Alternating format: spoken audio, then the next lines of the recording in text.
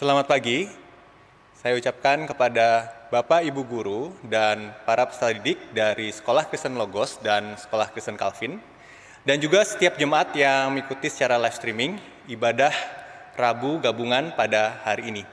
Sungguh suatu sukacita kita boleh bertemu kembali pada hari ini untuk kembali boleh beribadah kepada Tuhan. Mari kita boleh siapkan hati, kita akan bersatu teduh sejenak untuk masuk ke dalam ibadah kita.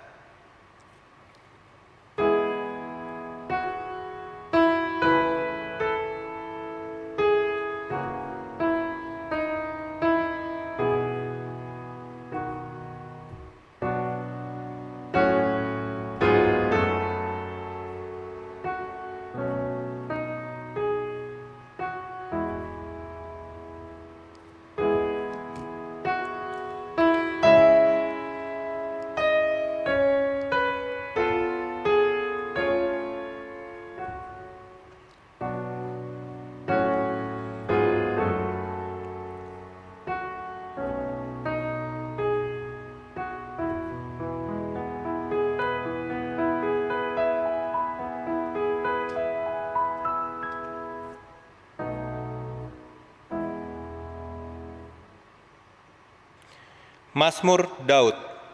Tuhan, siapa yang boleh menumpang dalam kemah-Mu? Siapa yang boleh diam di gunung-Mu yang kudus? Yaitu Dia yang berlaku tidak bercela, yang melakukan apa yang adil, dan yang mengatakan kebenaran dengan segenap hatinya. Ibadah Rabu gabungan pada hari ini dibuka di dalam nama Allah Bapa, Allah Anak, dan Allah Roh Kudus. Amin.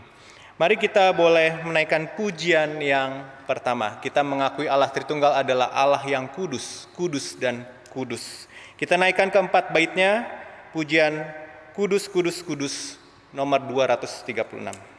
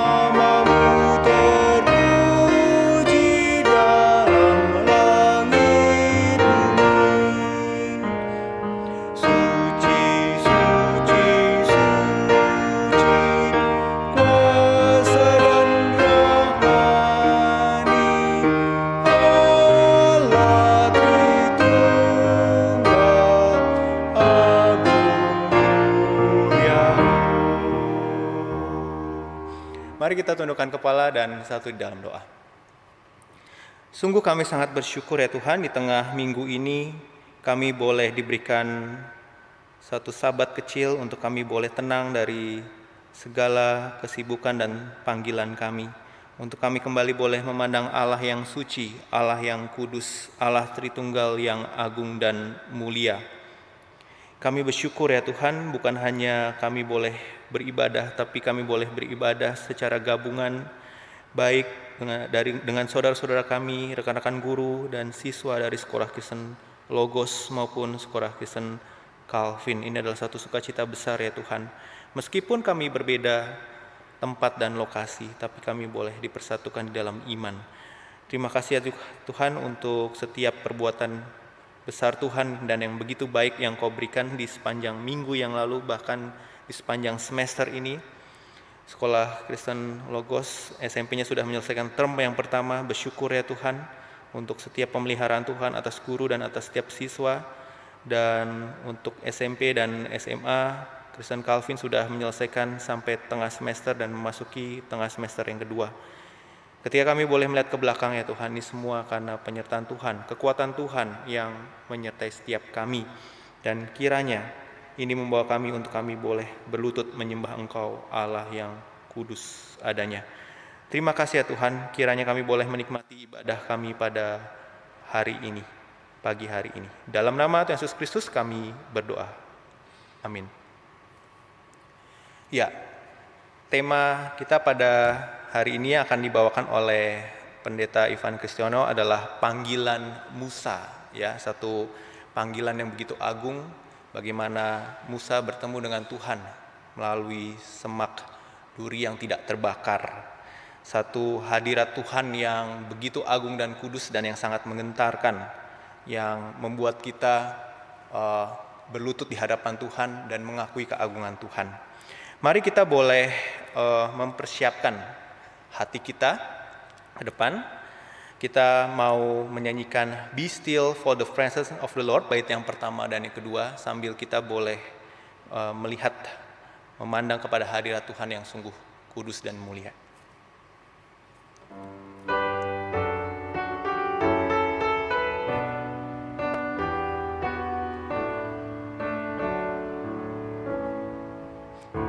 Be still for the presence of the Lord, the Holy One is here. Come bow before Him now with reverence and fear. In Him no sin is found. We stand on holy ground. Be still for the presence of the Lord, the Holy One is here. Be still for the glory of the Lord is shining all around. He burns with holy fire, with splendor He is crowned. How awesome is the sight, our radiant King of light. Be still for the glory of the Lord is shining all around. Kita akan menaikkan beberapa pokok doa syafaat. Saya mengundang setiap jemaat untuk boleh berdiri. Mari kita pertama-tama boleh mengaku setiap dosa dan pelanggaran kita mohon pengampunan daripada Tuhan. Bapa yang bertata dalam kerajaan surga, kami sungguh bersyukur boleh masuk ke dalam tahta hadirat Tuhan yang kudus. Dan kami bersyukur ya Tuhan untuk pengampunan dosa yang Engkau sudah curahkan melalui Putra-Mu yang tunggal Yesus Kristus, yang mati tersalib di atas kayu salib dan bangkit pada hari yang ketiga, sehingga kami boleh dibenarkan, kami boleh dikuduskan ya Tuhan. Kami bersyukur ya Tuhan untuk pengampunan dosa yang Kau berikan, dan kami ingin mengaku dosa kami sepanjang minggu yang lalu ya Tuhan yang tidak berkenan di hadapan-Mu. Dan sebentar kami akan menaikkan beberapa pokok doa, kiranya Tuhan boleh menerima setiap seru doa kami.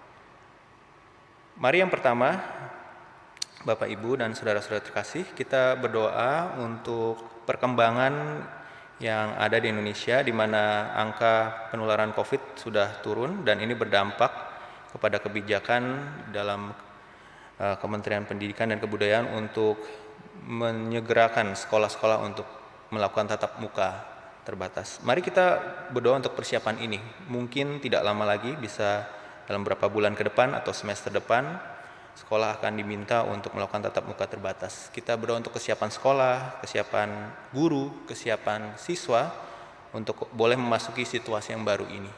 Mari kita memohon belas kasihan Tuhan untuk pokok doa yang pertama ini.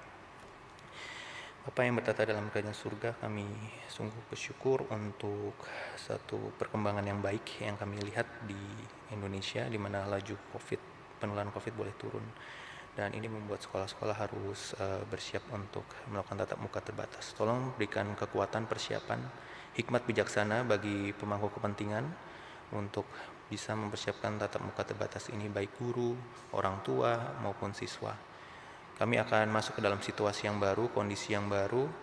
Kiranya kami diberikan hati yang mau terus belajar, hati yang mau beradaptasi, dan terutama untuk kami boleh terus mengerjakan panggilan kami sebagai seorang siswa, sebagai seorang pelajar Kristen, dan sebagai seorang guru. Tolong berikan hikmat bijaksana kepada kami sehingga kami bisa membuat segala aturan dengan baik, segala SOP dan segala kebijakan yang mendukung hal ini. Kami mohon belas kasihan Tuhan untuk hal ini ya Bapak. Dalam nama Tuhan Yesus Kristus kami berdoa.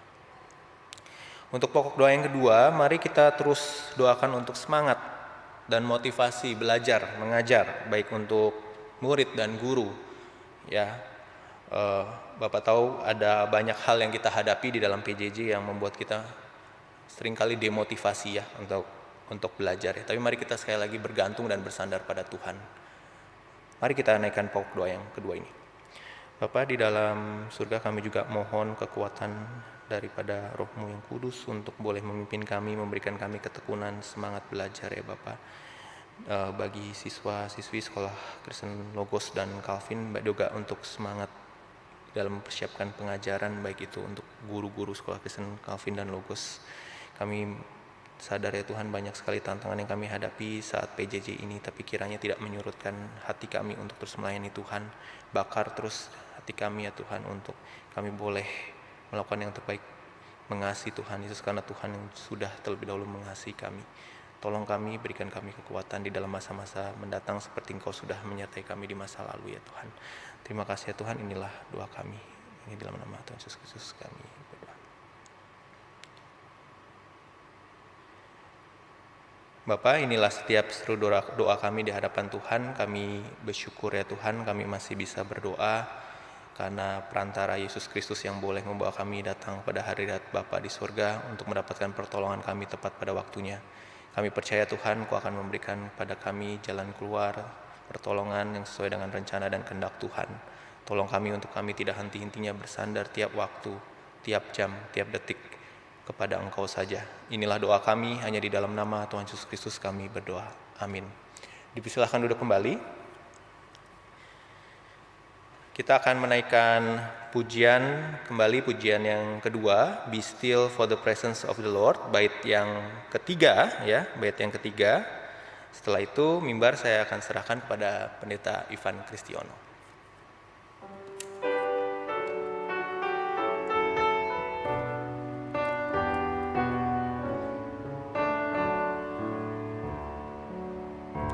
Be still for the power of the Lord is moving in this place. He comes to cleanse and heal, to minister His grace. No work too hard for Him, in faith receive from Him. Be still for the power of the Lord is moving in this place.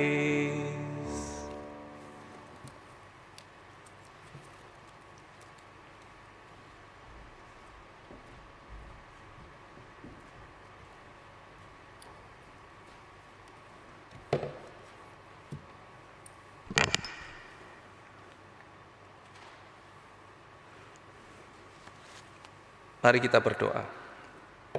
Tuhan, tolong kami, kalau Tuhan sudah memberikan kepada kami firman, Tuhan berikan kepada kami pengertian, sehingga kami boleh terus bertumbuh dalam anugerah Tuhan. Hari ini sekali lagi kami ingin mengenal Tuhan melalui firman-Mu, biar Tuhan boleh berbicara kepada setiap kami. Baik kami yang dari sekolah Calvin maupun sekolah Logos, kami sebagai remaja boleh bertumbuh di dalam anugerah Tuhan. Terima kasih ya Tuhan, dalam nama Tuhan Yesus kami berdoa. Amin. Hari ini kita akan membahas mengenai panggilan yang Tuhan berikan kepada Musa. Panggilan kepada Musa ada di dalam kitab Keluaran pasal yang ketiga dan pasal yang keempat. Tuhan sudah berjanji kepada Abraham di dalam Kejadian pasal 15 dan di dalam pasal 17 Tuhan mengikat perjanjian dengan Abraham. Lalu dalam pasal 15 Tuhan berkata bahwa keturunan Abraham untuk sementara waktu akan pergi ke sebuah negeri di mana dia akan ditekan, ditindas. Nah, di situ Tuhan sedang berbicara mengenai Israel di Mesir. Tetapi Tuhan berjanji setelah tiba waktunya, setelah 400 tahun, Tuhan akan mengambil orang Israel keluar dari tanah perbudakan di Mesir, lalu akan membawanya kembali ke tanah perjanjian, dan Tuhan berjanji akan menyertai Israel sebagai bangsa yang besar. Dan Tuhan tidak meninggalkan janji itu. Di dalam Keluaran pasal pertama, setelah dicatat bahwa Yusuf sudah mati, Fir'aun yang menggantikan tidak lagi mengenal siapakah Yusuf, bertindak jahat, menindas orang Israel. Tetapi meskipun ditindas, lalu kemudian bekerja dengan sangat keras, tetapi Tuhan tetap memelihara. Dan Tuhan terus memberikan pertumbuhan. Orang Israel terus memiliki anak yang banyak sehingga menjadi bangsa yang jumlahnya sangat besar. Nah, kita melihat di situ ada janji, ada pemeliharaan Tuhan. Tetapi Fir'aun tidak senang. Maka Fir'aun berusaha untuk menghancurkan, untuk menyusahkan, untuk menghabisi orang-orang Israel. Karena Fir'aun sangat ketakutan kalau suatu hari nanti Israel menjadi besar, lalu kemudian Israel menjadi ancaman, berontak atau kemudian misalnya bekerja sama dengan bangsa lain yang menjadi musuh Mesir, maka orang Israel menjadi ancaman. Nah, karena Fir'aun ini ketakutan, maka dia menyusahkan orang Israel, kerja paksa, lalu kemudian membunuh anak-anak sulung dan tindakan-tindakan kejam lainnya. Kita seolah-olah melihat ada proto-Hitler di dalam tindakan Fir'aun. Dia berusaha untuk melakukan pembunuhan begitu banyak orang. Nah, apa yang dilakukan oleh Fir'aun ini tentu saja merupakan lawan dari kehendak Tuhan. Tuhan ingin bangsa ini besar, Tuhan ingin mereka bermultiplikasi, beranak banyak. Fir'aun berusaha untuk membunuh, maka tindakan Fir'aun ini menjadi representasi tindakan iblis yang berusaha menghalangi, merintangi rencana Tuhan. Nah, adik-adik sekalian, tetapi meskipun orang Israel dijahati seperti itu, tetapi kalau Tuhan berkenan melindungi, memelihara, maka Tuhan terus memberikan pertumbuhan kepada orang Israel sampai waktunya tiba. Kok Tuhan izinkan ya orang Israel itu ditindas oleh orang Mesir? Adik-adik, bahkan di dalam kesulitan-kesulitan yang besar, di situ Tuhan memelihara. Saya pernah khotbah ketika tentang tema Simson. Orang Israel dijadikan budak di Mesir, mengalami kerja paksa. Itu pun di dalam pemeliharaan Tuhan. Meskipun itu sesuatu yang buruk, Tuhan bisa jadikan menjadi berkat. Yang pertama, karena orang Israel ditindas oleh orang Mesir, maka mereka tidak kerasan di Mesir. Sehingga mereka berteriak, berdoa, minta dipulangkan. Ini bukan tanahku, ini bukan tempatku. Aku tidak kerasan di sini, aku tidak nikmat di sini, aku tidak sejahtera di sini. Aku mau pulang, ini bukan rumahku. Maka di tengah-tengah kesulitan yang besar, secara kompak mereka berseru, mereka berteriak ingin dilepaskan oleh Tuhan. Yang kedua, karena mereka sudah terbiasa kerja keras, mereka sudah terbiasa banting tulang, Tuhan mempersiapkan mental mereka ketika harus melintasi padang gurun, mereka berperang, mereka menghadapi kesulitan, mentalnya sudah ditempa. Orang yang sudah biasa sulit, kekuatannya luar biasa. Dulu istri saya itu punya seorang pembantu rumah tangga. Pembantu rumah tangga ini kerjanya itu dari pagi, disuruh istirahat malam itu tidak bisa. Itu pel rumah itu satu hari bisa berapa kali, disuruh tidak usah sampai sebanyak itu, dia cekatan sekali dan tenaganya itu kuat. Lalu kemudian kita tuh pikir, aduh ini orang kasihan ya, tapi dia tidak bisa diam. Kadang-kadang kalau ditinggal pergi dia sendirian di rumah, dia kerja naik turun nyapu pel. Ternyata setelah saya tanya, Mbak itu dulu kerja apa gitu? Ternyata dia petani, anak petani, keluarga tani.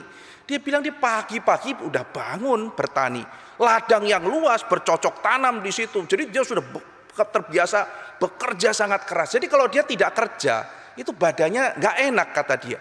Jadi dia buat dia yang, waduh ini orang kok nyapu ngepel seperti ini. Buat orang yang tidak biasa olahraga, itu sesuatu yang berat. Buat dia itu enteng sekali.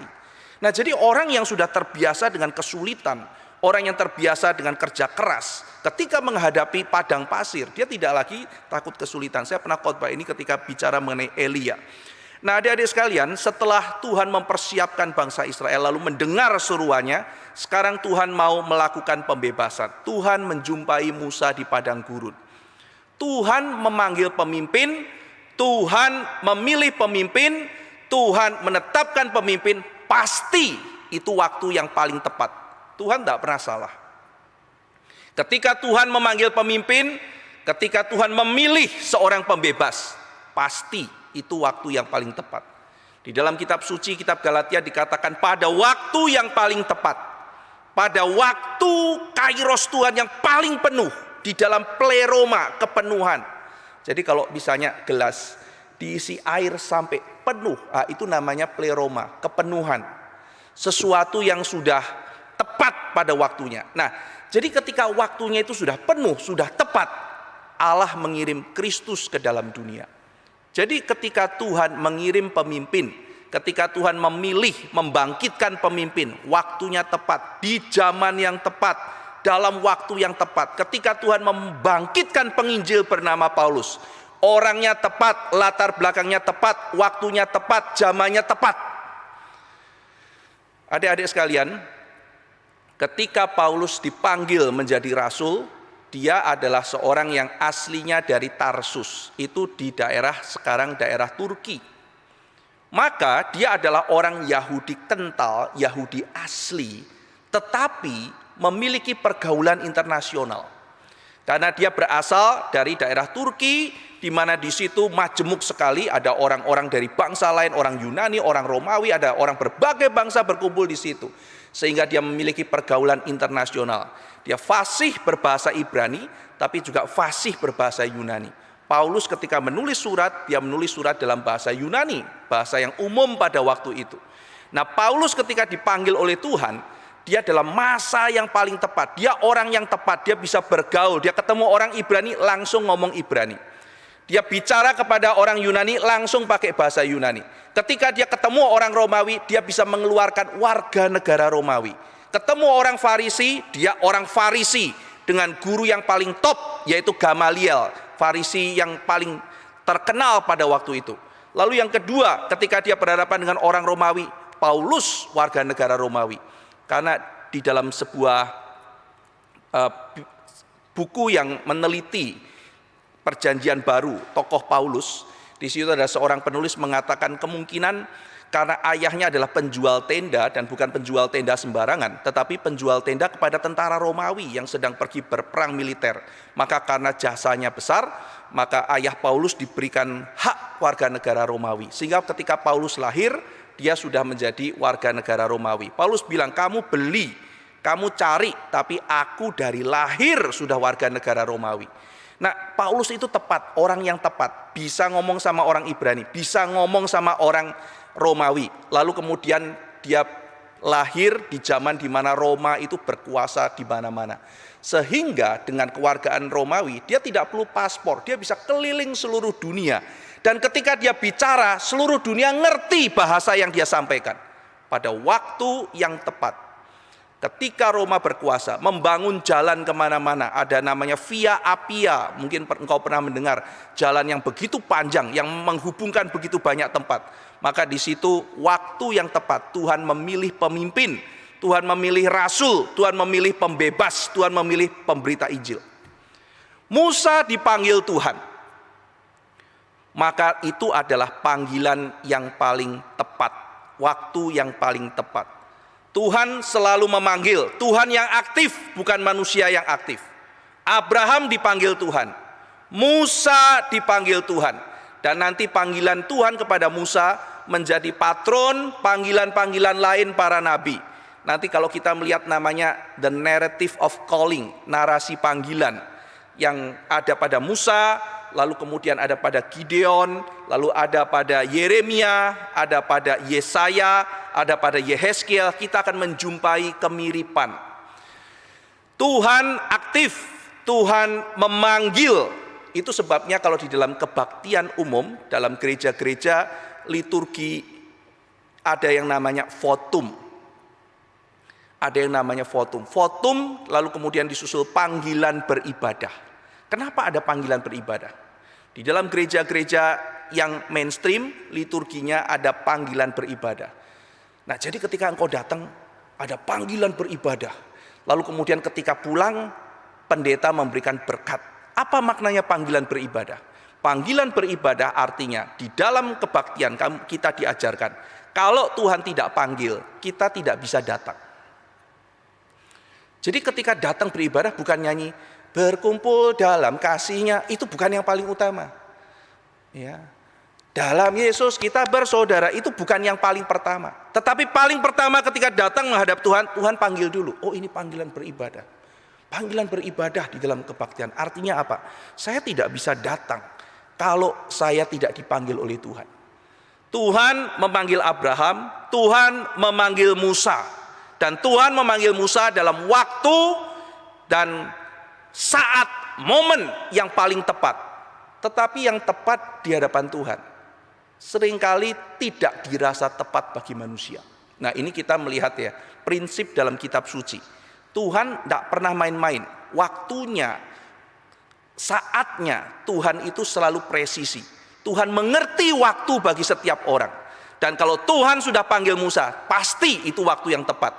Sebagaimana dia mengirim anaknya yang tunggal dalam waktu yang tepat, maka ketika dia bekerja dalam dunia, di dalam waktu Tuhan adalah waktu yang paling tepat, tetapi tidak selalu tepat bagi kita.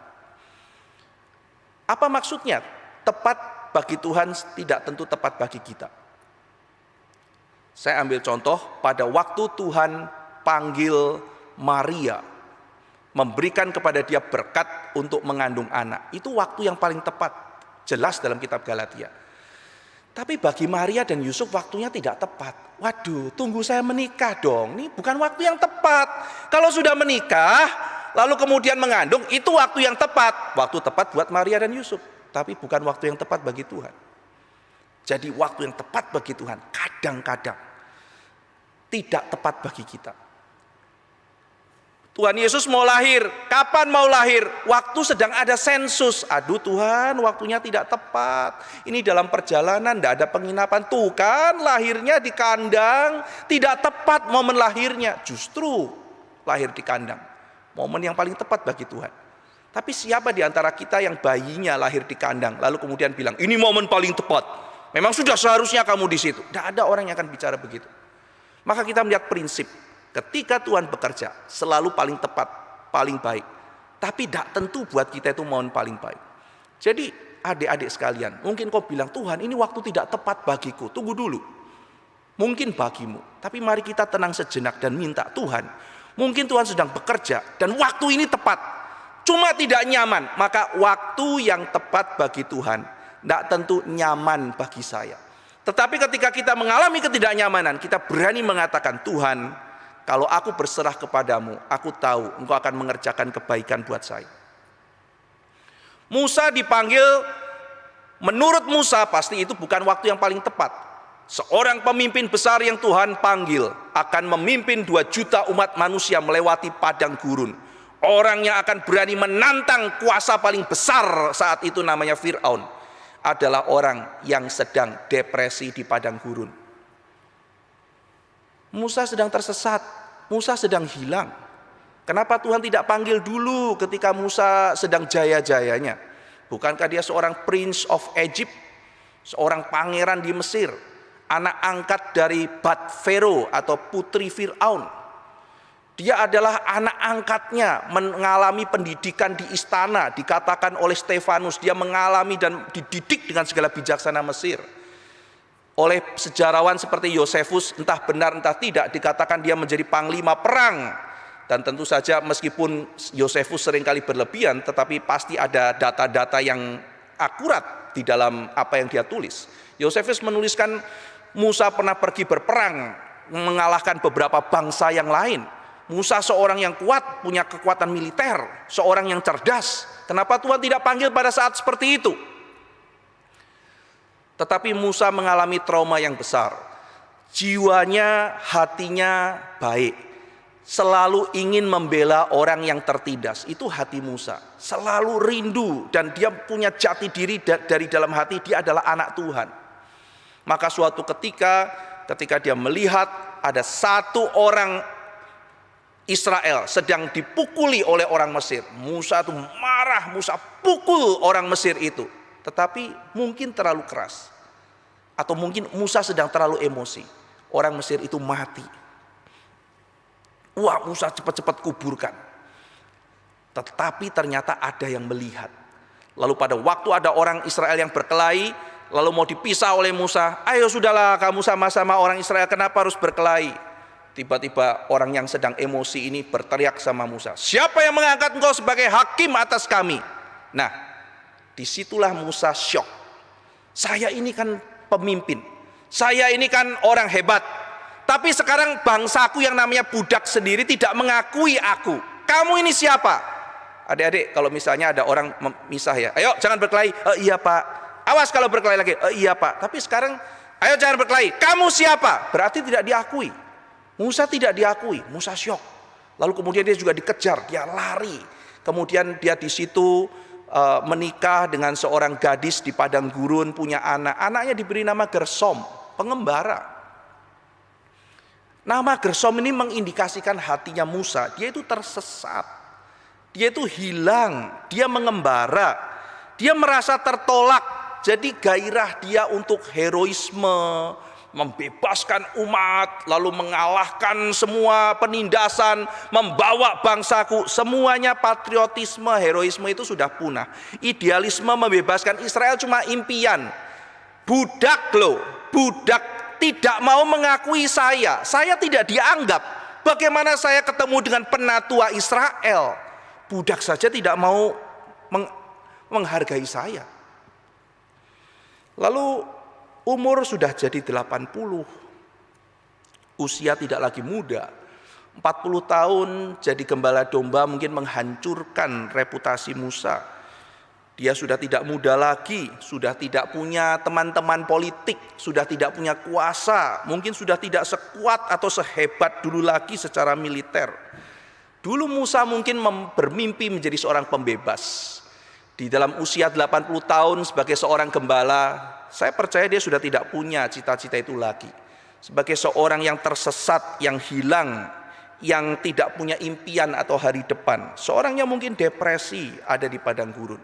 Dan tepat pada saat itu, Tuhan menjumpai dia. Apakah Musa pemimpin yang siap? Dari semua kacamata yang kita lihat, kita akan mengatakan, Musa tidak siap Tuhan. Musa sedang stres, Musa tidak punya ambisi, Musa tidak punya cita-cita, Musa tidak punya aliansi politik, Musa tidak punya ini, Musa tidak punya itu. Di hadapan Tuhan, ini saatnya, ini momennya. Ini momen di mana dia belajar bersandar kepada Tuhan. Kita kadang-kadang melihat dengan cara yang berbeda dengan Tuhan. Oh Tuhan mau pakai saya, tapi ini tidak tepat, saya tidak punya ini, saya tidak punya itu, saya nggak bisa ini, saya nggak bisa itu. Saya lagi sedih Tuhan, saya lagi begini, saya sedang susah, tidak peduli apa kondisimu. Ketika Tuhan sedang pakai, mungkin kita selalu pikir Tuhan akan pakai saya di waktu saya paling ideal. Tuhan, dulu saya sehat, saya tidak dipakai Tuhan. Sekarang saya sudah sakit, semua mimpi mau dipakai oleh Tuhan sudah saya buang. Tapi kenapa sekarang Tuhan berbicara kepada saya? Tuhan mau pakai saya sedang sakit Tuhan. Mungkin ketika engkau sehat, justru Tuhan belum waktunya pakai engkau. Ketika engkau sakit, apakah engkau sudah tidak berguna? Tunggu dulu, mungkin saat itu Tuhan sedang mempersiapkan engkau. Tuhan, dulu saya punya jabatan yang tinggi, jabatan yang besar. Mungkin saat itu Tuhan tidak mau pakai. Karena Tuhan seringkali memakai mereka yang lemah untuk menunjukkan betapa dia kuat. Ketika saya melayani dengan seorang, dulu di Kupang ada seorang almarhum namanya Pak Ledoh, baru saja meninggal beberapa waktu yang lalu. Pada waktu saya ketemu Pak Ledoh dan dia mengatakan, saya mau melayani Pak Ivan, saya mau memberitakan Injil kepada orang-orang di NTT. Lalu kemudian saya baru tahu Pak Ledoh itu adalah ketua semacam badan guru sekolah minggu membawai 2000 gereja. Ada di tangan dia. Jadi Tuhan pertemukan saya dengan dia dengan cara yang ajaib. Berarti kalau dia mau menjadi satu tim pelayanan dengan saya punya akses ke 2000 gereja. Tuhan sudah atur, Tuhan sudah buka jalan. Saya mau memberitakan Injil, saya tidak kenal siapapun. Tiba-tiba ketemu satu orang ketika ngobrol di tempat kedukaan, lalu kemudian cocok hatinya mau memberitakan Injil. Tapi kemudian dia bilang, Pak Ivan, tapi saya bulan depan itu pensiun. Nah, kenapa ya ketika waktu Tuhan tiba, saya pensiun? Saya bicara sama dia, Pak, mungkin setelah Bapak pensiun, itu waktu yang tepat buat Tuhan untuk panggil Bapak pelayanan. Tapi saya sudah gak punya power lagi kan. Kalau saya dulu adalah pemimpin, saya bisa masuk kemana-mana, saya masih punya kuasa. Tapi kalau saya sudah pensiun, saya tidak punya kuasa. Saya bicara sama dia, tetap Bapak punya teman di situ. Berdoa sama Tuhan, meskipun sudah tidak ada kuasa, Tuhan pakai. Dan Tuhan pakai, dia luar biasa. Memberitakan Injil kepada ratusan ribu orang-orang, anak-anak yang ada di sana. Pada waktu yang kelihatan di mata dunia paling tidak tepat.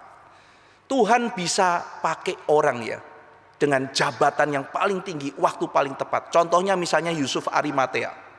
Yusuf Arimatea dengan momen yang paling tepat, dia sudah punya kekayaan, punya kuburan pribadi. Ketika Tuhan Yesus di atas kayu salib, dia memberikan itu untuk Tuhan Yesus.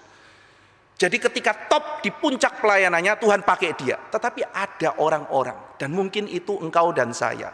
Pada waktu yang kita rasa paling tidak tepat untuk kita melayani, Tuhan panggil kita. Tuhan, aku lagi depresi, lagi kelihatan tidak ada arah, seperti Musa. Tuhan panggil, Tuhan mau pakai. Karena mungkin itu saatnya kita mau mengatakan, ya Tuhan, sekarang bukan aku yang hebat, Tuhan, Engkau yang tuntun saya. Adik-adik sekalian, Musa yang tadinya hidupnya monoton, tiap hari gembalakan domba, tiba-tiba dikejutkan, Tuhan muncul. Dan Tuhan memberikan misi yang besar. Dia melihat ada semak api yang terbakar. Dia dekat-dekat. Wah, ternyata di situ Tuhan menampakkan diri dalam bentuk nyala api. Dia melihat ada semak yang dikelilingi api tapi tidak hangus terbakar. Lalu di situ Tuhan mengatakan, Musa, tanggalkan kasutmu karena tempat di mana engkau berdiri itu adalah tempat yang kudus. Maka Musa di situ melepaskan kasutnya. Musa, di sini saya ya Tuhan, hineni, dia jawab. Dia tanggalkan kasusnya. Lalu kemudian Tuhan menyatakan siapa dirinya. Musa, aku adalah Tuhan, Allah nenek moyangmu. Akulah Tuhan, Allah Abraham, Allah Ishak, Allah Yakub. Aku sudah mendengar seruan dari bangsa. Dan sekarang aku akan mengutus kamu untuk membebaskan mereka. Wah, Musa kaget. Waduh. Aku disuruh, aku diutus. Aku yang biasa menjaga domba tiba-tiba kaget dapat misi yang demikian besar, misi yang mustahil. Saya disuruh membebaskan umat karena Tuhan mendengar penderitaan umatnya. Sekarang Tuhan membebaskan dan Tuhan mau pakai saya untuk membebaskan umatnya itu. Wah, ini sesuatu hal yang sangat besar. Tuhan mau membebaskan umatnya. Lalu kemudian di situ Tuhan menyatakan bahwa Dia adalah Allah yang setia, yang akan memanggil bangsa Israel itu keluar dari tanah perbudakan di Mesir untuk beribadah kepada Allah di Gunung Sinai. Jadi adik-adik, untuk apa kita diselamatkan? Untuk apa kita dilepaskan? Untuk apa kita dibebaskan? Kita dibebaskan dari belenggu dosa untuk kita boleh hidup bagi Tuhan. Kita dilepaskan dan diselamatkan oleh Tuhan untuk kita boleh beribadah. Maka worship itu adalah tujuan hidup kita. Untuk kita menyembah Tuhan dan memuliakan nama Tuhan.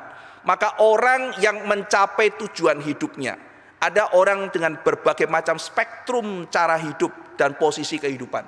Tapi ujung akhirnya adalah penyembahan. Siapa yang sukses dalam menyembah Tuhan dan memuliakan nama Tuhan, itu adalah orang yang berhasil. Nah, Musa sekarang dikejutkan oleh panggilan Tuhan. Ketika ia sedang lelah, sedang tidak lagi punya mimpi-mimpi besar, Tuhan memberikan mission impossible pada dia. Aku mau membebaskan umatku. Aku menyatakan kepada engkau, aku Allah nenek moyangmu, aku Allah yang setia, aku menepati janjiku sekarang. Aku akan membebaskan mereka. Nah, di sini kita sekarang mulai masuk 5 respon Musa. Bagaimana jawaban Musa? Musa dipanggil oleh Tuhan dan Musa sekarang menjawab Tuhan. Jawaban pertama dari Musa, siapa aku ini ya Tuhan? Who am I? Tuhan panggil aku, Tuhan suruh aku jadi pembebas bangsaku, 2 juta manusia Tuhan, bertarung melawan Fir'aun. Aduh Tuhan, jangankan ketemu Fir'aun, ngadepin bangsaku aja. Siapa saya? Siapa saya? Musa saat itu menunjukkan perasaan tidak layak. Dia seorang gembala, bukan siapa-siapa. Sekarang dibilang kamu akan melawan Fir'aun, membebaskan bangsa Israel keluar dari tanah perbudakan di Mesir. Hei, tunggu dulu, saya ini siapa? Tuhan, tidak salahkah? Tuhan mungkin salah orang. Tuhan salah orang, bukan saya ya Tuhan, bukan saya Musa, tidak ada apa-apanya. Nah, pada waktu Musa sedang dalam kondisi seperti ini, ketika dia melihat bahwa dia itu tidak mampu, ketika dia melihat bahwa dia tidak layak, ketika dia menyadari bahwa dirinya itu bukan siapa-siapa, Tuhan tidak marah. Tuhan menjawab dia. Nah, adik-adik, bagaimana Tuhan menjawab Musa? Tuhan nggak ngomong gini, enggak kok Musa, kamu tuh sebetulnya hebat kok. Kadang-kadang kita selalu kalau misalnya menguatkan orang kan begitu, aku tapi nggak bisa. Enggak kok, kamu bisa, kamu pinter. Aku nggak bisa, aku udah bisa. Bisa, kamu pinter, cuma mungkin kamu sekarang sedang takut. Sudahlah, kamu maju, kamu hebat loh. Kamu tuh orangnya luar biasa, aku pernah lihat kamu kok, bakatmu hebat. Tuhan tidak mengatakan begitu. Tuhan, siapa saya? Saya mana sanggup. Tuhan tidak mengatakan, oh Musa, enggak kok, kamu kan pinter, sekolahmu di Mesir, kamu dulu punya pangkat tinggi, kamu hebat loh Musa, kamu tuh punya leadership hebat. Tidak. Tuhan tidak mengatakan hal itu. Dia hanya mengalihkan fokus Musa. Musa, kamu tidak confident ya? Iya Tuhan, aku tidak confident. Kamu tidak percaya diri ya? Iya, aku tidak percaya diri, aku tidak bisa. Oke Musa, jangan lihat dirimu, lihat saya. Karena Tuhan mengatakan, aku akan menyertai engkau. Dan itu cukup. Musa, aku akan menyertai engkau. Yang dibutuhkan Musa bukan banyak bakat. Yang dibutuhkan Musa adalah divine presence, kehadiran Tuhan. Dan ini nanti pola ini akan muncul pada waktu Gideon juga mengatakan hal yang sama. Gideon, kamu akan menjadi pembebas. Hah? Saya pembebas, saya kan gembala ini. Saya ini gembala. Nggak salah ini Tuhan, saya ini adalah orang paling bungsu. Jadi sukuku itu suku yang kecil.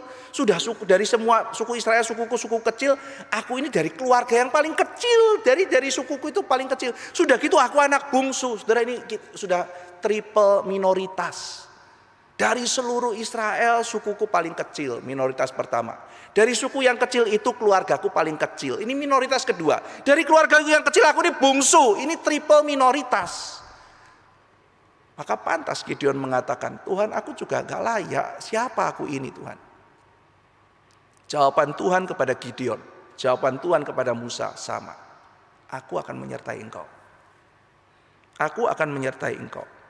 Musa, kamu kurang percaya diri. Kamu rasa tidak mampu. Bagus, kamu memang seperti itu. Tetapi lihat aku akan menjadikan engkau mampu. Karena Tuhan yang memberikan order. Maka di sini ada campuran adik-adik. Musa satu sisi menunjukkan ketidaklayakannya. Yang kedua, Musa sambil menunjukkan kekerasan hatinya. Dia sebetulnya tidak mau.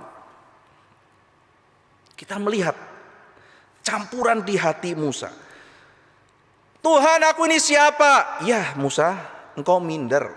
Tugas ini begitu berat, tapi I will be with you.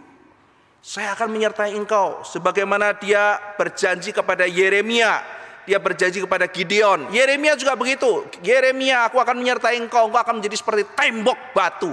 Orang kalau mau menghantam kamu kayak orang mau nabrak tembok, percuma. Kamu akan aku jadikan benteng yang teguh. I will be with you. Dan di dalam Matius pasal 28, Tuhan Yesus berjanji, siapa yang setia pergi memberitakan Injil, menjadikan bangsa murid Tuhan, membuat orang taat kepada perintah Tuhan, aku akan menyertai mereka. Aku akan beserta dengan engkau sampai kesudahan zaman. Demikian penyertaan Tuhan kepada kita. Pada waktu kita menyadari tugas Tuhan terlalu berat, terlalu besar dibandingkan dengan kapasitas saya, Tuhan mengatakan, aku menyertai kamu Musa. Lalu kemudian bagaimana jawab Musa? Tuhan, siapa saya? Ini jawaban pertama dari Musa. Tuhan mengatakan, Musa jangan takut, aku menyertai engkau. Sekarang Musa menjawab yang kedua, Tuhan, nanti kalau kau utus kepada bangsaku, ini belum ketemu Fir'aun ya, baru ketemu sama bangsaku. Adik-adik bayangkan ya, Musa diutus Tuhan, Musa kasih tahu Israel. Terus dia kan pergi, ketemu orang Israel kan. Orang Israel, saya diutus Tuhan kasih tahu kamu. Saya ini pembebasnya kamu harus ikut saya. Adik-adik bisa bayangkan kira-kira respon mereka apa?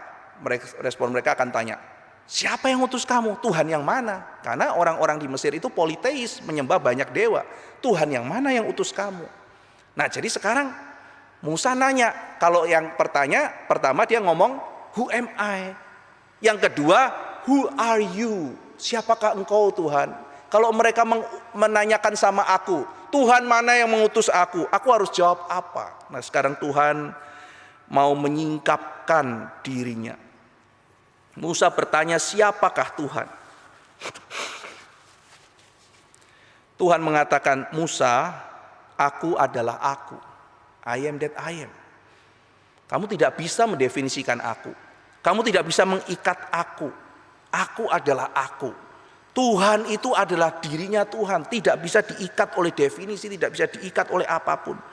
Dan di sini Tuhan menyatakan dirinya, akulah Yahweh. Di sini Tuhan kemudian menyatakan karakternya, perjanjiannya kepada Musa, kesetiaannya. Dan di situ Musa mengenal Tuhan.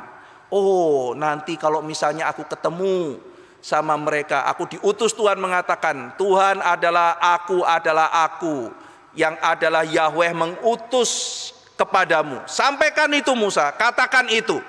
Dijawab oleh Tuhan. Oh, aku sudah mendapat jawaban dari Tuhan. Nah sekarang adik-adik, respon ketiga dari Musa. Nah respon ketiga ini langsung menyatakan isi hati Musa itu seperti apa. What if they do not believe me or listen to me? Tuhan, bagaimana kalau mereka tidak percaya sama saya? Bagaimana kalau mereka tidak mendengarkan saya? Ini adalah jantung perasaan Musa.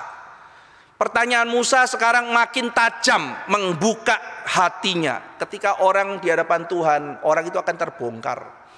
Ketika manusia berbicara di hadapan Tuhan, Tuhan akan menyingkapkan semua isi hatinya. Dan sekarang ketahuan, kenapa sih Musa kok dari tadi ngomong terus, dan nanti akhirnya Musa menolak panggilan Tuhan.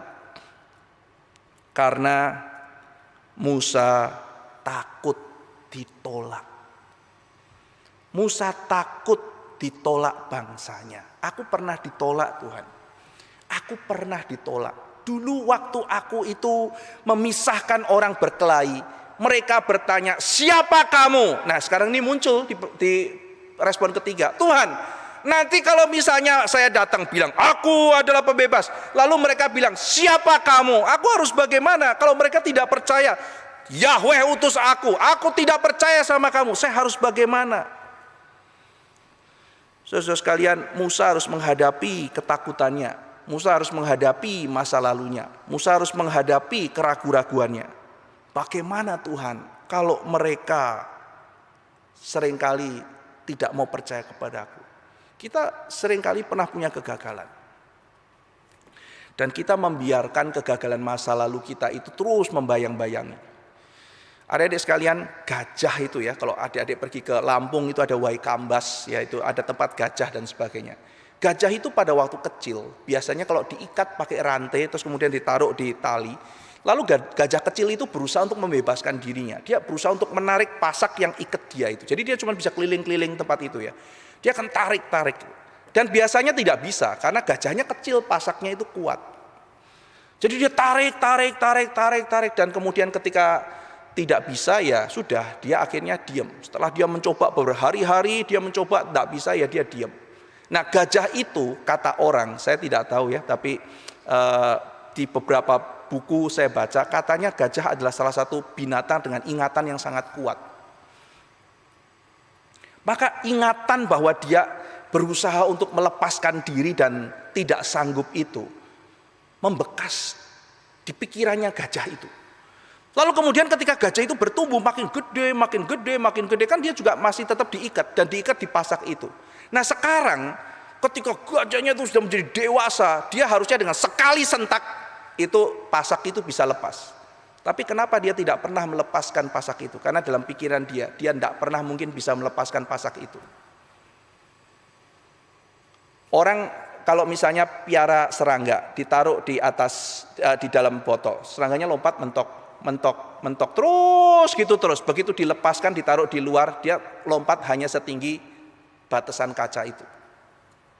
Kadang kebiasaan masa lalu mengikat kita. Tuhan bagaimana ya? Sekarang situasinya berbeda. Musanya masih tetap sama, bahkan dia kurang. Tapi sekarang harusnya berbeda. Apa yang membuat beda? Aku menyertai engkau.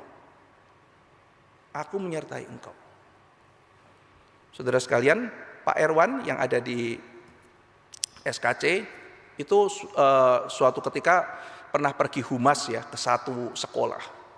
Lalu kemudian dia pergi pulang bilang, yuk kita dia sudah setuju kirim orang ke KKR Pak Stephen Tong. Kita semua orang-orang humas itu kaget. Humas itu orang yang pergi memberitakan ini ya, ajak orang untuk datang.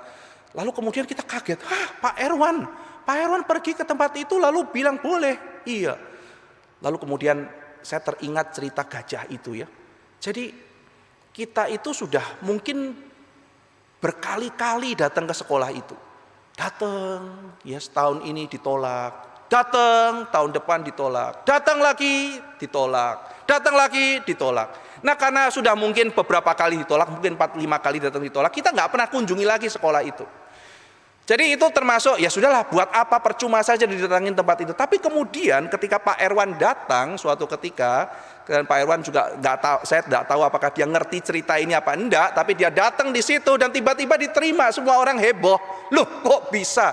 Ini kan rekornya nolak terus, tapi sekarang kenapa bisa? Iya, karena mungkin disertai Tuhan. Waktu Tuhan sudah tiba dan lewat pelayanan Pak Erwan. Sekarang Musa diutus oleh Tuhan. Aku tidak bisa Tuhan, aku pernah gagal ini, aku pernah gagal itu, aku tidak bisa ini, aku tidak bisa itu. Iya, tapi sekarang aku menyertai engkau. Tuhan bagaimana kalau mereka tidak mengakui kepemimpinanku? Ini aku akan ketemu para elder loh Tuhan, serem Tuhan. Para pemimpin eldernya, penatuannya, tokoh-tokoh masyarakatnya. Orang cuma budak biasa aja tolak saya. Bagaimana dengan penatua-penatua itu? Serem. Saya ini siapa Tuhan? Tuhan memberikan 3 mujizat kepada dia. Musa, apa di tanganmu? Tongkat Tuhan. Oke, lempar Musa. Lempar, wah jadi ular. Sekarang pegang ujungnya, pegang cok ekornya, jadi tongkat lagi. Kalau masih nggak percaya, Musa masukkan tanganmu ke kantong. Musa masukkan tangan ke kantong. Begitu keluarkan, wah dia kaget. Putih semua kena kusta. Musa masukkan. Kemudian dikeluarkan, wah bersih lagi. Tidak seperti orang kena kusta. Musa teteskan air ke tanah, teteskan air jadi darah. Sekarang Musa pergi. Kalau mereka tidak percaya kepadamu, lakukan itu. Wah, ini kan 3 pertanyaan Musa. 3-tiganya dijawab Tuhan. Tuhan sudah berjanji menyertai dia. Tuhan sudah menjelaskan rencananya step by step. Jadi dia mengatakan pertama, kamu akan ketemu Fir'aun, kamu akan nyatakan sesuatu, Fir'aun akan menolak kamu, lalu stepnya begini, saya akan begini. Tuhan sudah membriefing Musa, Tuhan sudah menjelaskan kepada Musa, saya kerjanya akan begini. Tapi kemungkinan Musa tidak mendengar baik-baik, karena Musa sibuk untuk menjawab alasan keempat. Saudara bisa bayangkan ya, setelah Tuhan memberikan mujizat sama Musa, lalu kemudian dia menjelaskan rencananya tahap demi tahap, kamu akan pergi ketemu sama Fir'aun, ngomongnya begini, nanti Fir'aunnya akan begini, nanti aku akan begini kan Fir'aun. Jadi detail sudah dijelaskan. Musa menjawab, tapi aku tidak fasih. But I'm not eloquent. Aku nggak fasih, aku ngomongnya nggak lancar. Elokuensi itu penting bukan? Kan aku mau ngomong Tuhan, aku kan harus berbicara di depan umum. Aku harus meyakinkan orang-orang Israel. Aku harus meyakinkan Fir'aun. Tapi aku nggak pintar bicara Tuhan. Mungkin yang dikatakan Musa dengan aku tidak bisa bicara ini mungkin standar retorika tertentu. Jelas Musa pasti juga seorang pembicara. Yosefus menulis Musa komandan pasukan Mesir. Jadi Musa pasti tidak ada masalah dalam hal berbicara, tapi mungkin Musa mau mengukur dirinya dengan standar kemampuan retorik tertentu. Ada orang-orang yang mungkin ahli debat, saudara. Ada orang-orang yang kemampuan retorikanya mencengangkan. Kita misalnya di Indonesia mengenal Bapak Soekarno, orang yang punya karisma yang sangat besar. Bukan hanya teknik oratoriknya, tapi bagaimana dia menguasai massa dan sebagainya. Lalu kemudian kita mengenal ada Churchill, seorang yang mungkin tidak seelokan Pak Karno, tapi juga mempunyai kemampuan memakukan perkataan-perkataan di dalam hati setiap orang yang luar biasa. Jadi kita melihat ada orang-orang besar semacam ini. Jadi mungkin Musa merasa aku bukan seperti mereka. Paulus kita percaya seorang pengkhotbah yang baik, tetapi jemaat di Korintus membandingkan dia dengan seorang bernama Apolos. Mungkin Apolos itu seorang ahli pidato retorik yang hebat. Lalu kemudian Paulus distandarkan teknik-teknik retoriknya dengan Apolos. Tetapi Paulus mengatakan bukan itu poinnya. Kamu salah. Bukan retorik, tapi bagaimana Injil Kristus, salib Kristus itu diberitakan. Jadi Musa, apakah dia tidak fasih? Apakah dia tidak fasih? Kemungkinan dia fasih, tapi standarnya mungkin Musa memberikan standar tertentu. Tapi poinnya adalah di sini problem Musa adalah siapa yang minta requirement kamu harus fasih. Sekarang Musa itu cuma disuruh Tuhan sampaikan hal ini. Tuhan, aku tidak fasih. Hei Musa, kamu punya standar tertentu bukan? Mungkin kita seringkali stres karena kita itu lupa bahwa kita ini cuma hamba. Kita cuma hamba. Disuruh Tuhan kita maunya pakai standar kita sendiri. Padahal Tuhan maunya cuma itu. Bikin ini. Oh tapi gak begini, gak begini. Bayangkan seorang di gereja di daerah. Beritakan Injil. Oh tapi aku tidak seorang yang pintar berkhotbah begini. Tuhan cuma minta kamu beritakan Injil kok. Jadi guru sekolah minggu beritakan Injil di kampungmu. Itu ada lapangan, beritakan Injil di sana. Oh tapi tidak ada mikrofon, tidak ada begini, tidak ada begini. Standarnya tuh aneh-aneh. Cuman disuruh begitu. Tuhan suruh ya pergi. Standarnya harus seperti ini. Mungkin orang lain harus pakai standar itu, bukan kamu kok. Kita disuruh apa kita lakukan. Tapi seringkali standarnya harus begini, harus begitu, harus begini. Aku tidak fasih Tuhan. Siapa Musa suruh kamu fasih? Kamu cuma disuruh pergi taat. Lakukan itu. Tapi aku gak fasih. Itu bukan yang saya minta. Tuhan dari awal gak minta Musa, kamu saya utus, tapi level kefasihan mesti level ini ya. Nilainya mesti 98 misalnya. Kalau 97,5 harus remedial lagi supaya fasih 98. Nilai minimal kefasihan. Tidak ada begitu. Dari awal Tuhan suruh Musa, dia tidak pernah minta mesti fasih, mesti ini. Itu Musa sendiri. Musa yang rasa pekerjaan Tuhan baru bisa selesai kalau saya fasih. Saya baru bisa melayani kalau gelar saya ini. Saya baru bisa melayani kalau saya pinternya begini. Saya baru bisa melayani kalau uang saya segini. Saya bisa melayani kalau saya punya ini. Itu standar siapa? Mungkin Tuhan tidak utus kita begitu, tetapi kita memberikan standar yang aneh-aneh untuk melayani Tuhan. Dan kita tidak taat. Misalnya nih ya, adik-adik ya, Pak Ivan misalnya lagi minta tolong, aduh lagi di kelas gitu ya, ini ada anak mau konseling, Pak Ivan lagi gak sempet beli makan, terus Pak Ivan minta tolong salah seorang di antara kalian, ada yang mau ke kantin gitu. Saya mau ke kantin, oke.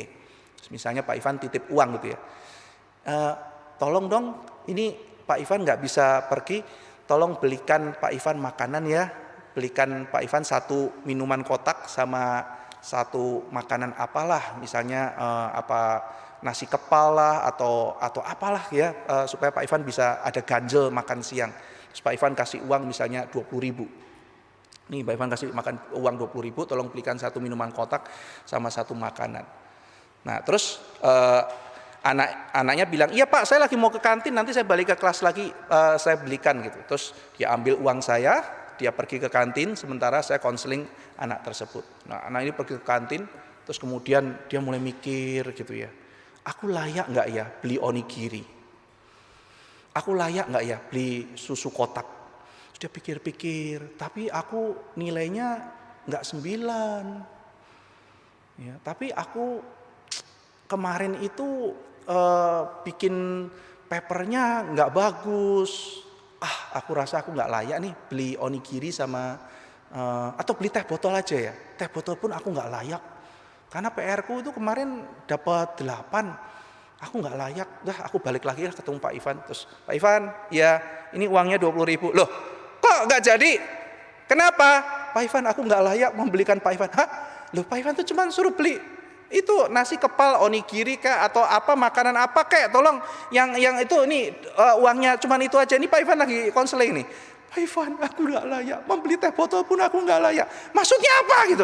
Nilaiku kemarin nggak dapat 9 Pak, cuma dapat 8. Lah, nggak ada kaitannya sama itu. Kamu cuma saya suruh beli makanan sama minuman, teh botol sama apalah, sama kentang goreng atau apapun lah. Pokoknya ini uangnya 20.000. Titip, cuman titip. Utuslah yang lain Pak. Aku gak layak Pak. Aku nilainya 9. Aneh kan saudara? Kalau kita ketemu orang kayak begini aneh. Tapi kadang-kadang kita di hadapan Tuhan seperti itu. Kita sibuk berbanding dengan yang lain. Kita iri kepada kesuksesan yang lain. Kita merasa diri kita ini orang lain. Padahal kita cuma disuruh oleh Tuhan. Musa katakan ini pada Fir'aun. Tapi aku tidak fasih. Siapa yang minta fasih? Siapa yang menyuruh kamu harus fasih? Siapa yang memasukkan fasih sebagai requirement saya mau pakai kamu? Tuhan mau pakai Musa apa adanya. Sekarang Musa mengatakan saya tidak fasih. Tetapi saudara-saudara sekalian, Tuhan tetap menanggapi Musa dengan sabar. Meskipun Musa mengadakan ironi di sini. Tuhan, gimana nih? Aku gak fasih Tuhan, aku gak fasih. Aku takut Tuhan, takut kenapa? Musa takut kalau bangsa Israel tidak mendengarkan dia. Musa takut kalau orang Israel tidak mendengarkan dia.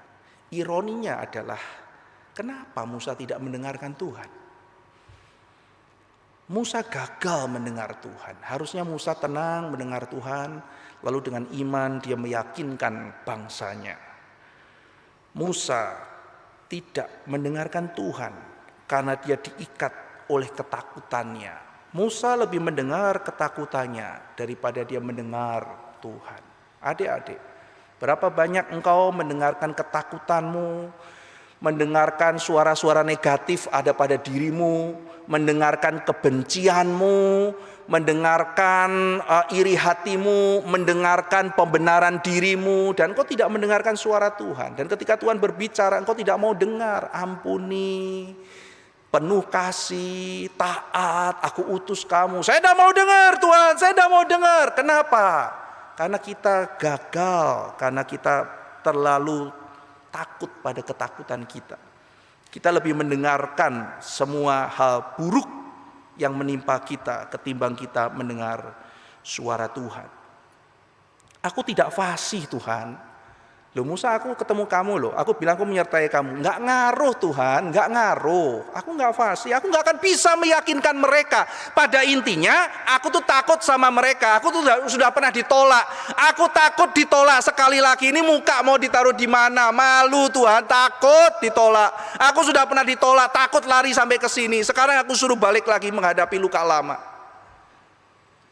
Musa tidak fasih, tapi Tuhan pilih Musa bukan karena ia fasih. Musa dibutakan ketakutannya. Dan ia mulai mungkin menyalahkan Tuhan. Kok Tuhan utus saya ya, padahal saya kan begini. Kok Tuhan pilih saya ya, saya kan gak fasih.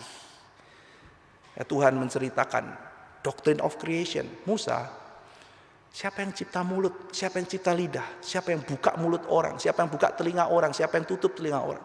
Saya ini Tuhan. Semua kekuranganmu saya akan lengkapi. Dan janji Tuhan luar biasa. Musa, aku akan mengajarkan apa yang harus kau katakan dari mulutmu. Wah, luar biasa. Musa, kamu gak fasih? Saya loh Tuhan, saya ajar kamu ya. Saya akan ajar, saya akan bimbing lidahmu.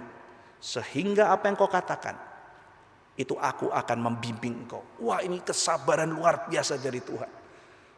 Lalu kemudian yang kelima, oh Tuhan, please send somebody else. Please. Dalam sebuah terjemahan bahasa Inggris ada please. Sopan saudara. Musa itu sopan tapi kurang ajar. Tuhan, di sini saya. Kalimat pertama Musa. Musa, here I am Lord, di sini saya. Kalimat terakhir, utus yang lain. Please send somebody else. Kelihatan sopan, tapi dasarnya menolak. Kita seringkali kadang-kadang di hadapan Tuhan kelihatan sopan. Oh Tuhan, jadilah kehendak-Mu, nyatakan kehendak-Mu. Tapi maksudnya jangan saya. Oh Tuhan ini, berikan ini. Tapi jangan saya, jangan suruh saya. Jangan suruh saya. Seringkali kita mengatakan, utus yang lain Tuhan, orang lain berkorban. Ya, semua harus berkorban. Siapa korban? Orang lain. Tapi ketika saya jangan. Dan kita dengan halusnya, oh untuk melayani Tuhan harus yang terbaik. Saya tidak layak, padahal kita mau lari. Oh untuk seperti itu harus yang hebat. Kita memang tidak mau kok. Berapa banyak orang kelihatannya sopan, kelihatan rohani, tapi lari dari pelayanan. Adik-adik, ada orang kalau dikasih jabatan ya, biasanya tidak mau. Melayani itu yang penting, tidak usah jabatan. Aku akan tetap bantu-bantu.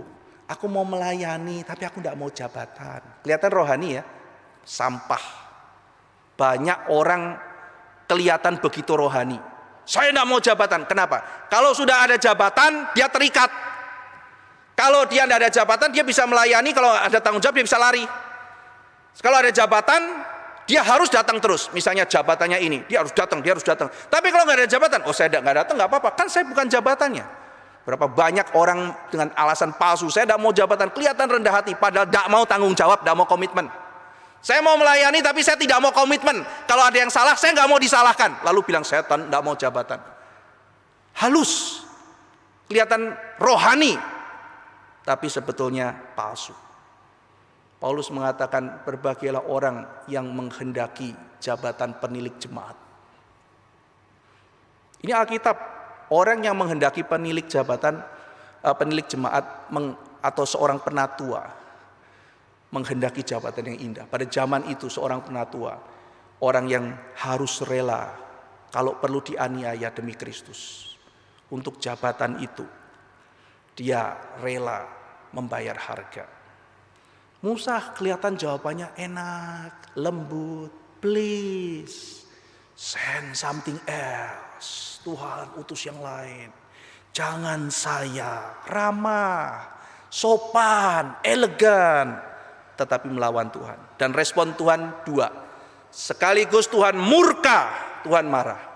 Sekaligus Tuhan responnya mendidik. Tuhan marah pada Musa. Musa, saya nggak bisa bayangkan ya itu kalau misalnya dia nyala api, mungkin ya nyala apinya tiba-tiba blak, terus Musa terpental gitu. Saya nggak tahu Kira-kira gimana? Musa, wah, dia kemudian ada sebuah film menggambarkan seperti itu. Tuhan marah pada Musa. Tetapi meskipun Tuhan marah dan Tuhan menunjukkan anugerah.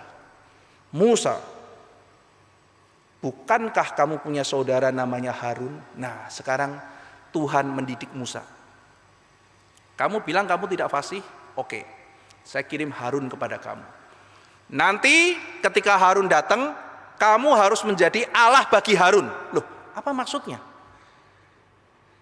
Kenapa jalan keluar dari Tuhan untuk jawaban kelima Musa adalah Tuhan akan kirim Harun, lalu Musa menjadi Allah bagi Harun. Maksudnya apa? Maksudnya begini, Musa itu akan mendengarkan perkataan dari Tuhan. Tuhan akan bicara sama Musa, lalu Musa akan bicara sama Harun.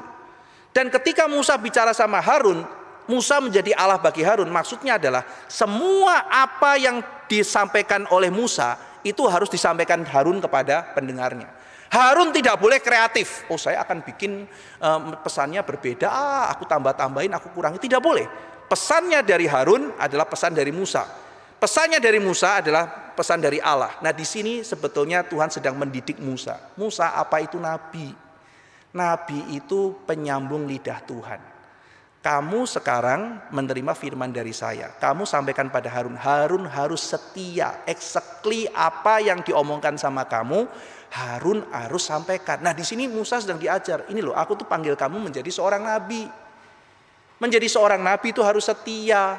Kamu itu spokesman of God. Kamu harus menyampaikan berita apa adanya. Jangan tambah-tambahi, jangan kurang-kurangi. Apa yang menjadi kehendak Tuhan itu yang disampaikan. Adik-adik, engkau masing-masing bergereja. Tugas engkau di gereja, engkau mungkin suatu hari melayani dan sebagainya, engkau sekarang aktif di remaja atau di mana. Tugas kamu di persekutuan remaja adalah menjadi orang yang taat. Apa yang menjadi firman Tuhan dilakukan. Bukan mau kreatif-kreatif bikin yang aneh-aneh. Sehingga akhirnya apa yang ada dalam dunia dimasukkan semua ke dalam gereja. Bukan itu panggilannya. Berapa banyak gereja rusak mulai dari persekutuan remaja. Adik-adik yang remaja di tempat masing-masing, engkau bawa remaja-remaja seumuran kamu kembali kepada firman Tuhan. Bukan memasukkan hal yang aneh-aneh semua di persekutuan remaja. Akhirnya remaja jadi rusak, nanti kemudian ketika jadi pemuda-pemudanya juga jadi rusak, lalu kemudian menjadi pemuda menjadi dewasa yang tidak karu-karuan. Mulai dari remaja kita belajar Tuhan perintahkan apa, ya itu yang disampaikan. Jadi Musa sedang belajar. Musa, kamu ketakutan, kamu tidak tahu apa itu panggilanmu, saya ajari kamu ya. Harun datang, kamu sampaikan sama Harun, Harun akan sampaikan. Nah, demikian juga Musa, kalau aku bicara sama kamu, tugas kamu adalah menyampaikan. Jadi penolakan Musa dibalas Tuhan dengan pendidikan. Dia ajar Musa, dia kasih tahu Musa, dan Musa setuju. Musa menjawab panggilan Tuhan. Kita melihat Musa sebetulnya kalau dilihat dari kesiapan, dia tidak siap. Dia tidak siap, tetapi ketika Tuhan memberi anugerah pada Musa, Musa tidak bisa menolak anugerah itu. Ini dalam teologi reform disebut irresistible grace. Anugerah Tuhan pada Musa tiba. Meskipun Musa kelihatan mau lari, Musa tidak bisa lari. Kenapa Musa tidak bisa lari? Karena anugerah Tuhan begitu besar. Akhirnya pun hati Musa takluk. Akhirnya pun Musa rela. Akhirnya pun pelan-pelan Musa belajar untuk mengikuti Tuhan, menjalankan panggilan Tuhan dengan setia, membayar harga. Musa akhirnya rela. Kenapa? Karena anugerah Tuhan begitu besar. Lebih besar dari ketakutan Musa, lebih besar dari kelemahan Musa, lebih besar dari kekurangan Musa, lebih besar dari segala sesuatu yang ada dalam dunia ini.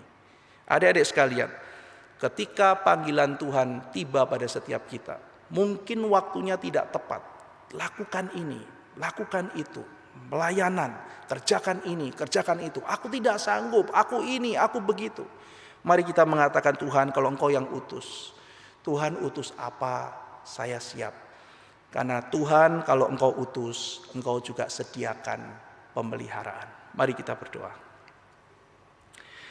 Kami bersyukur untuk anugerah Tuhan. Hari ini kami belajar mengenai panggilan Tuhan kepada Musa. Ketika Musa memberikan respon, kami melihat ya Tuhan ada begitu banyak ketakutan, ada begitu banyak ikatan dari hal-hal yang pernah membelenggu Musa. Tapi kami melihat anugerah Tuhan begitu besar, melampaui kekurangan Musa, bahkan melampaui ketakutan Musa. Engkau membawa Musa kembali untuk taat dan setia kepada panggilan-Mu. Tuhan, kami di sini juga membutuhkan anugerah-Mu. Lepaskan kami dari ketakutan-ketakutan kami. Lepaskan kami dari kebencian. Lepaskan kami dari segala hal yang mengikat kami, sehingga kami boleh hidup melayani Tuhan. Dalam nama Tuhan Yesus Kristus kami berdoa. Amin.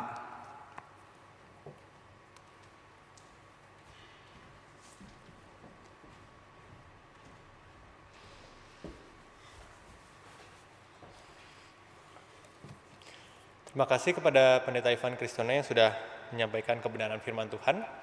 Kita akan meresponi kebenaran ini dengan kita boleh menyanyikan satu pujian hidup bagi Yesus. Kiranya kita boleh belajar dari kisah panggilan Musa ini untuk kita boleh bersandar dan bergantung kepada Tuhan saja dan melepaskan segala ketakutan kita dan belajar untuk memegang firman Tuhan dan janji Tuhan di dalam hidup kita.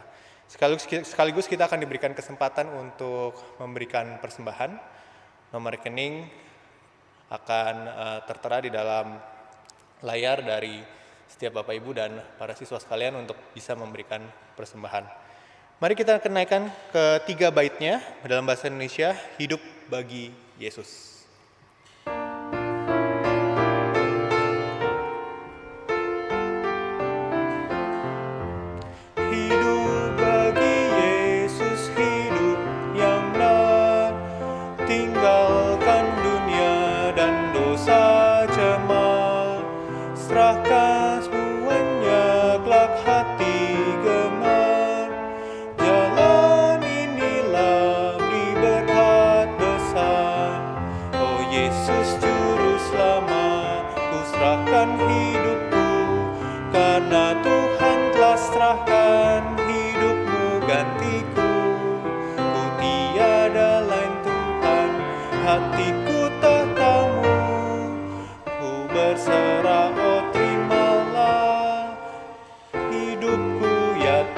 Bait kedua, hidup bagi Yesus penggantiku, siksa ditanggungnya di Kalvari, kasih-Nya menarikku merindu, ku ikut Tuhan berserah diri, oh Yesus Juru Selamat, ku serahkan hidupku, karena Tuhan telah serahkan hidupmu gantiku.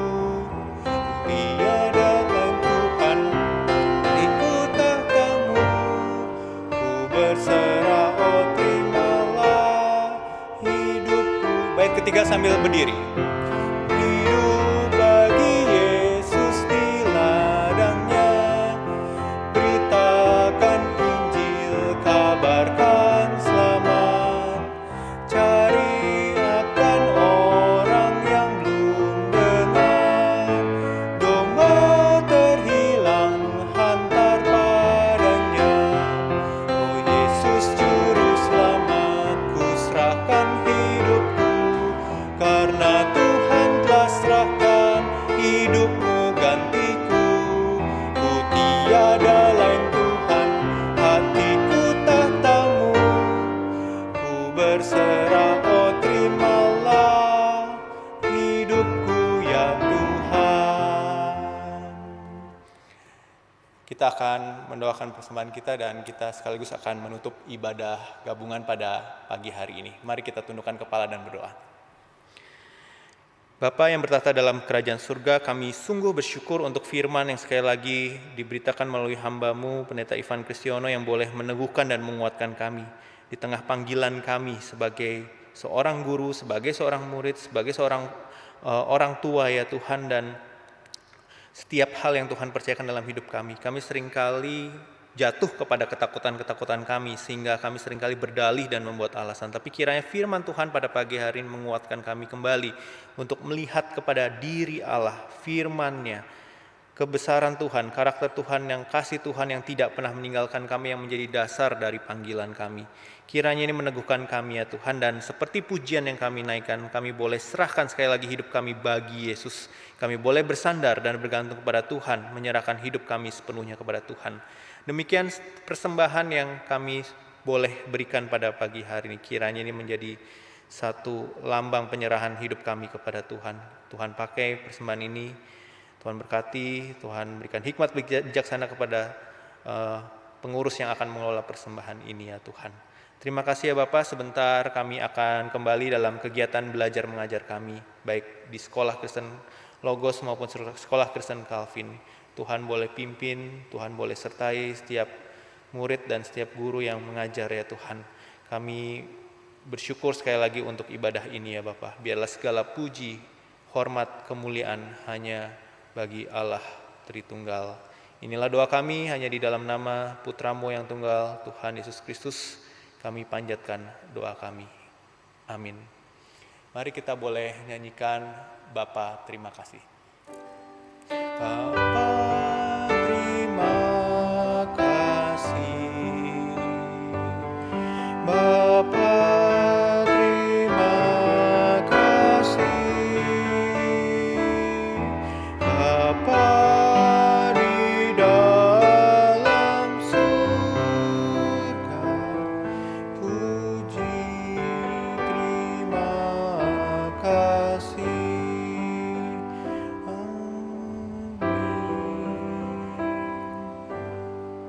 Jemaat dipersilakan duduk, boleh bersateduh. Dengan demikian ibadah Rabu kita pada hari ini telah selesai. Tuhan memberkati dan sampai jumpa di dalam kesempatan yang berikutnya. Selamat pagi.